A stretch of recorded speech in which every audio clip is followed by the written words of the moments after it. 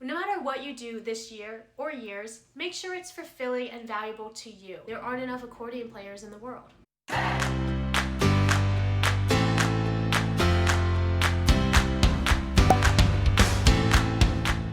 What's up everyone? Welcome back to my YouTube channel. For those of you who are new, my name is Emily. I'm an incoming first-year medical student starting in August. Today we'll be talking about the gap year. But first, make sure you please subscribe to my YouTube channel and follow my Instagram at emily.med to get the written guides that accompany this series. So without further ado, first things first is that you should know before you go.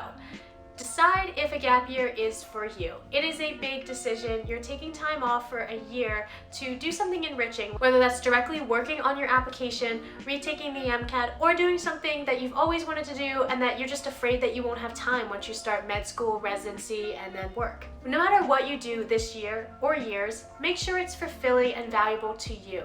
It doesn't have to be in a clinical or academic setting. So many students go abroad, travel, teach, join the Peace Corps. It's whatever you want to do. Another thing you should know before you go is how your medical school plans will be affected. Are you planning on working on your application this year? If so, how are you going to do that and balance that with whatever your gap year activity is? So this brings up a good point about timeline. Let's say you go to a 4-year university. You're finishing up your senior year. Therefore, that June of your senior year, you are going to start your application process. So what that means is that your gap year, if you're taking only 1 year, you will be doing the med school application and interview process, particularly during that summer for the written stuff and then fall and winter for the interviewing. Now this might be an issue. If you decide to go abroad or be out of the country or out of state, how will you be able to do your med school interviews in the fall or winter? So that's something to consider. So here are a few possibilities. The first section is the pre-med category. If you are lacking in these typical pre-med experiences during your undergrad career, then now's the perfect time to catch up. Shadow, volunteer, do research, or try to be a lab tech, or you could try to work but in a clinical setting. So EMT, scribe, medical interpreter, office assistant, secretary in a doctor's office, those kind of things. And lastly, of course, you can MCAT prep. Although if you are MCAT prepping, I doubt you'll need an entire full year, so you probably want to do something alongside MCAT prepping. Otherwise, you could go abroad just for fun, either by yourself or with a program. You could become an au pair, which is basically a nanny. You could teach English as a second language, join the Peace Corps, or other volunteering opportunities that are medical or non-medically related. Like I mentioned before, you could also work, save up money before med school. Start a new hobby. There aren't enough accordion players in the world. Get creative. Start a project you've always wanted to do but never had the time. YouTube, blog, artistic or musical endeavor. Got a business idea?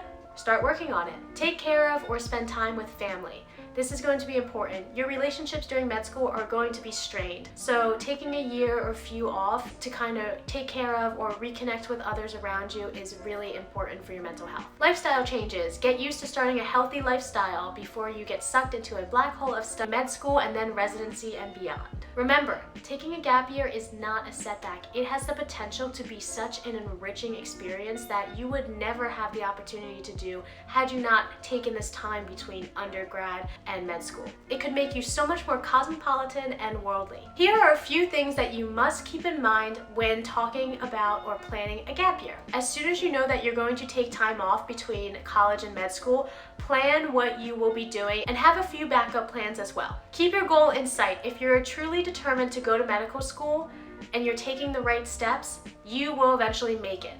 That being said, if you decide to change your mind about medicine, now's the perfect time. It's better now than later. Med school will always be there when you come back. So whether that means you're doing a gap year or two or you're deferring, you should take advantage of the time you have now and go out and explore. Finally, it is what it is. You're going to make the most out of your time this year or coming years. In reality, almost anything that you do during your gap year besides sitting at home doing absolutely nothing can be spun into doing something really exciting and enriching for you.